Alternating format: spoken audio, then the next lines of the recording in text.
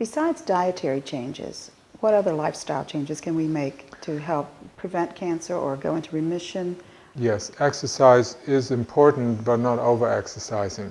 Right. Again, there's a tendency to kill yourself during an exercise program, which suppresses the immune system. It was found that if you exercise in a way that gets your heartbeat moving very quickly, and then you relax for, let's say, you do that for 1 minute, and you relax for another minute or two, and then you raise your heart again. Then with doing that 2, 3, 4, 5 times, it's like interval training, is that what that's called? And it's you find that people who are like short distance runners, they have the healthiest hearts and the healthiest lungs, and they have good muscle tone, so they are much better and they're healthier than the people that are long distance runners that have diminished lung capacity. Their hearts literally shrink, and their lungs becoming smaller. So they are losing muscle mass and resources in the body. Their hearts actually shrink? Yes, and so whereas if you do that, like you don't see animals constantly running all day long, right? You don't see them stressing out over. They run, they're a little bit, and then they stop and graze, and then they run again and then walk, and so that's how we are supposed to do it.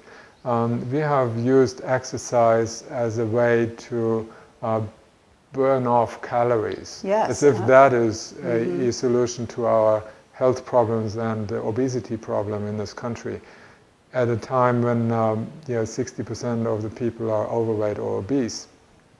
That has to do something with the foods we're putting in, less to do with the exercise. You don't need to over-exercise to be healthy. Some stretching and some moving, that's important. Yoga. Or just the house, your chores, some gardening or some things. So it doesn't have to be something as structured as yoga. When you go back to 100 years ago, people were all thin. They were.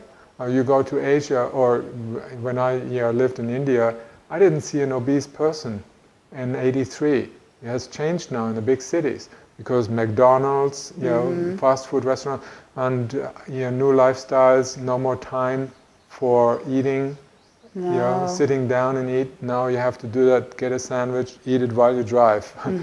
So there's a big difference of lifestyle. And that's in India. And they didn't exercise. I mean, they didn't like run around on treadmills and weightlifting, and you see the strongest people are like, I've spent some time in Nepal. I saw an old woman going up with a load of rocks or water, going up the hill, steep hill, for hours. Sometimes they had to go just to get water. And so they're so strong, 80 years old, and they carry this thing. I couldn't lift their bag. So you see the energy that is running through people's bodies is so much more than it is today. So it's the congestion that causes an energy deficit, that the energy can no longer move throughout the system, and at a later stage we may be able to talk about what causes that. So exercise, but not going at it 110%.